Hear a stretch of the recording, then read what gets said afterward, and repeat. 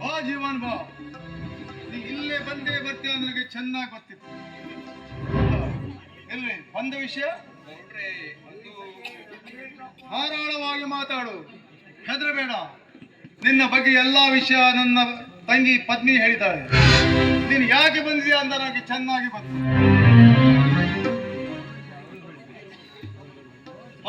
Padmini, coffee ತೆಗೆದುಕೊಂಡು ಬಾ ಅಮ್ಮ.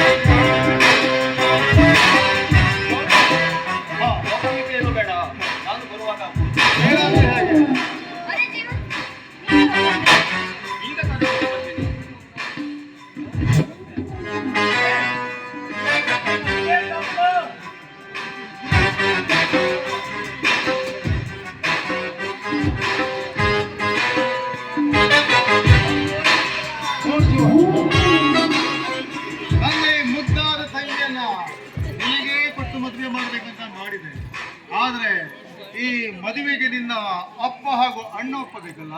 ನನ್ನ ಅಪ್ಪ ಹಾಗೂ ನನ್ನ ಅಣ್ಣ ಆಗಲೇ ಒಪ್ಪಿಗೆ ಕೊಟ್ಟಿದ್ದಾರೆ ಗೌಡ್ರೆ. ಆದ್ರೂ ನನಗೆ ಯಾಕೋ ಅನುಮಾನ.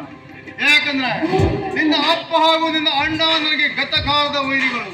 ಹೀಗಿರುವಾಗ ನನ್ನ ಈ ಮುದ್ದಾದ ತಂಗಿಯನ್ನು ನಿನ್ನ ಮನೆಗೆ ಕಳಿಸಿದರೆ ನಾಳೆ ನನ್ನ ತಂಗಿಗೆ ಏನಾದರೂ ಸಂಕಟ ಬರಬಾರದು ಅಂತ ಶ್ರೀಮಂತನ ಮನೆತನದ ಈ ತನ್ನ ಮುದ್ದಾದ ತಂಗಿಯನ್ನು ಶ್ರೀಮಂತರಿಗೆ ಕೊಟ್ಟು ಮದುವೆ ಮಾಡಬೇಕಂತ ಮಾಡಿದೆ.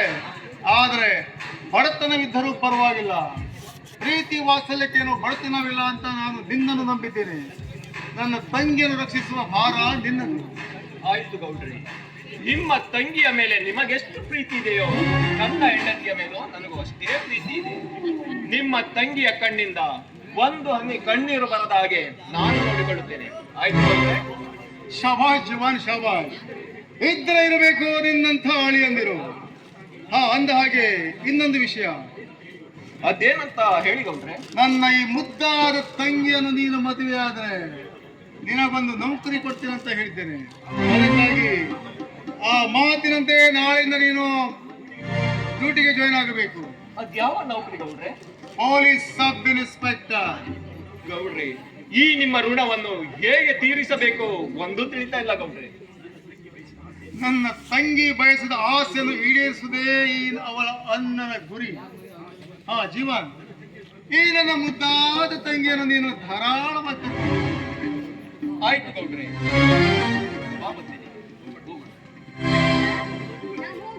ಹೋಗಿ ಬಾ ಅಮ್ಮ. ಅಲ್ಲಿ ನಾನಿಲ್ಲ ಅಂತ ನೀನು ಯಾವುದಕ್ಕೂ ಹೆದರಬೇಡ. ಜೊತೆಗೆ ಅವನೊಬ್ಬ ಇದ್ದಾನೆ, ಅವ್ರ ಮಲಗಲಿಕ್ಕೆ ಜಾಗ ಇಲ್ಲ ಅಂತ ಇಲ್ಲಿ ಬಂದು ನಮ್ಗೆ ತ್ರಾಸ ಕೊಟ್ಟಾನೆ. ಬಿಟ್ರೆ ಮತ್ತೇನಿಲ್ಲ. ಹೋಗಿ ಬಾ ಅಮ್ಮ, ಹೋಗು ಜೀವನ್, ಹೋಗು. ನಿನ್ನ ಜೀವನ ಎಂಬ ಬಾಳದಲ್ಲಿ ಬರೀ ಕಲ್ಲು ಮುಳುಗಳೇ ತುಂಬಿರುವಾಗ ಹಣೆ ಬರಹ. ನನ್ನ ಪ್ರೇಮ ಸಾಗರದ ಈ ಪತ್ನಿಯನ್ನು ನೀನು ಮದುವೆ ಆದಲ್ಲ, ಇದು ನಿನ್ನ ಮೂರ್ಖತನ.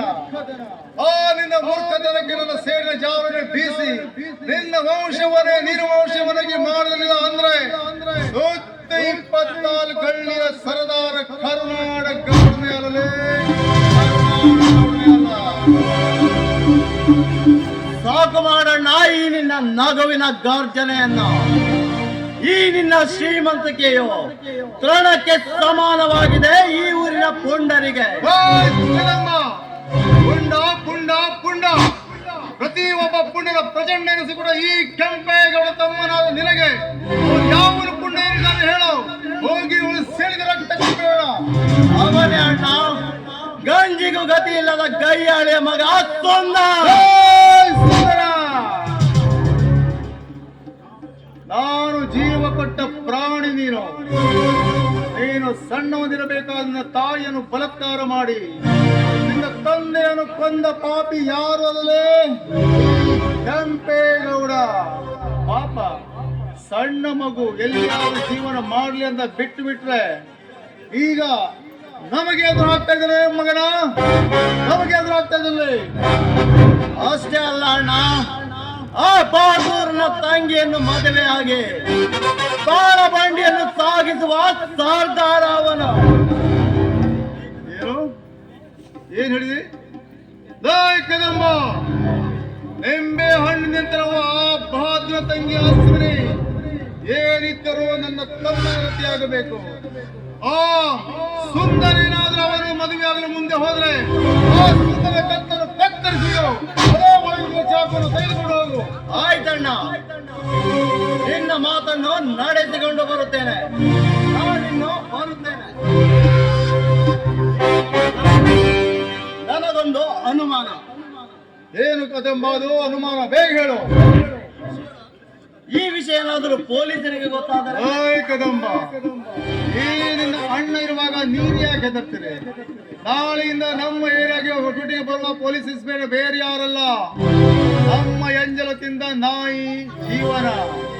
ಇದೇ ಕೆಲಸವನ್ನು ಅವನ ತಂದೆಗೆ ಜೈಲಿಗೆ ಕಳಿಸಿಲ್ಲ, ಅವನಂದ್ರೆ ಅವನ ತಂದೆ ಜೈಲಿಗೆ ಕಳಿಸಿಲ್ಲ ಅಂದ್ರೆ ನನ್ನ ಹೆಸರು ಕೆಂಪೇಗೌಡನೇ ಅಲ್ಲ. ಆಯ್ತಣ್ಣ, ನನ್ನ ಕಾರ್ಯವನ್ನು ಮುಗಿಸಿಕೊಂಡು ಬರುತ್ತೇನೆ. ನಾನಿನ್ನು ಬರುತ್ತೇನೆ.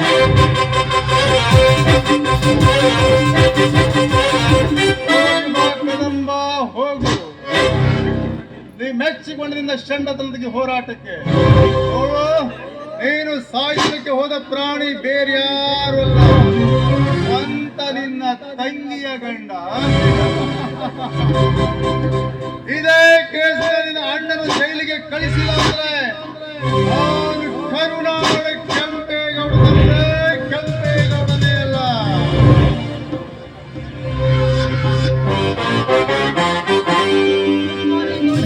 Good morning. ಓ ಗುಡ್ ಮಾರ್ನಿಂಗ್ ಜಯಸಿಂಹ. ಅಂದ ಹಾಗೆ ನೀನು ಬಾಂಬೆಯಿಂದ ಯಾವಾಗ ಬಂದೆ? ನಾನು ಬಾಂಬೆಯಿಂದ ನಿನ್ನೆ ದಿನವೇ ಬಂದೆ ಗೌಡ್ರಿ. ಹಾ ಗೌಡ್ರಿ, ತೆಗೆದುಕೊಳ್ಳಿ ಈ ಬ್ಯಾಗ್.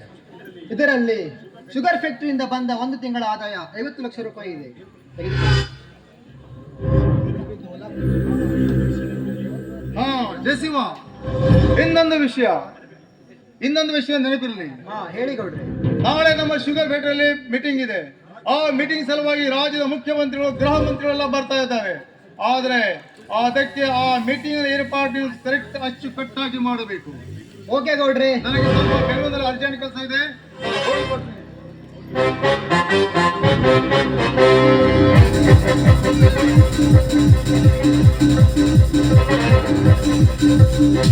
ಹೋಗು ಕೆಂಪೇಗೌಡ, ಹೋಗು. ಕೊನೆಗೊಂದು ದಿನ ನಿನ್ನ ಸಕ್ಕಿನ ಶ್ರೀಮಂತಿಕೆಯನ್ನು ಮೆಟ್ಟಿಸಿ ಇಳುವ ಗಂಡು ನಾನಾಗದಿದ್ದರೆ ನನ್ನ ಹೆಸರು ಸಿಐಡಿ ಇನ್ಸ್ಪೆಕ್ಟರ್ ಜಯಸಿಂಹನೇ ಅಲ್ಲ.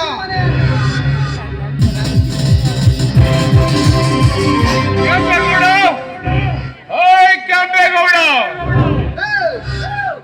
ನಮ್ಮ ಮನೆಗೆ ಬಂದು ನಮ್ಮ ಗೌಡನಿಗೆ ಏಕವಚನದಲ್ಲಿ ಗೌಡ ಎಂದು ಕರೆದ ನೀನಾಳೆ. ನಿಮ್ಮಂತ ಪುಂಡ ಪುರುಷರ ರುಂಡ ಚೆಂಡಾಡಲು ಹುಟ್ಟಿ ಬಂದ ನಾನೊಬ್ಬ ಮಹಾಪುಂಡ. ಓಯ್, ಎಲ್ಲಿದ್ದಾನೆ ಆ ನಿನ್ನ ಗೌಡ? ಓಯ್, ಗೌಡ ಎಲ್ಲಿದ್ದಾನೆ ಅಂತ ಆಮೇಲೆ ಹೇಳ್ತೇನೆ. ಮೊದಲು ನಿನ್ನ ಹೆಸರೇನಂತ ಮಗಳು? ನನ್ನ ಹೆಸರು ಬಡಬಸ ಹಾಕಿದ ಬಹದ್ದೂರ್. ಬಹದ್ದೂರ್, ನಿನಗಿನ್ನು ಬದುಕಬೇಕಿನ್ನ ವಾಸ ಇದ್ದರೆ ಸುಮ್ಮನೆ ಬಂದ ದಾರಿಯಿಂದ ಹಿಂತಿರುಗಿ ಹೋಗು. ಇಲ್ಲ ಅಂದ್ರೆ ನನ್ನ ವಿಷಯ ನಿನಗಿನ್ನ ಗೊತ್ತಿಲ್ಲ ಮಗನೇ. ಮರ್ಯಾದೆಯಿಂದ ಹೊರಟು ಹೋಗಲು ಬಂದಿಲ್ಲ ಮಿಸ್ಟರ್ ಜಯಸಿಂಹ. ಆ ನಿಮ್ಮ ಗೌಡ ಮಾಡುವ ಒಂದೊಂದು ಅನ್ಯಾಯ ಅತ್ಯಾಚಾರಕೊಂಡು ಈ ಪರಶುರಾಮನ ಕೊಡಲಿಗೆ ಆ ನಿನ್ನ ಗೌಡನ ಆಹುತಿ ಮಾಡಲು ಬಂದಿದ್ದೇನೆ.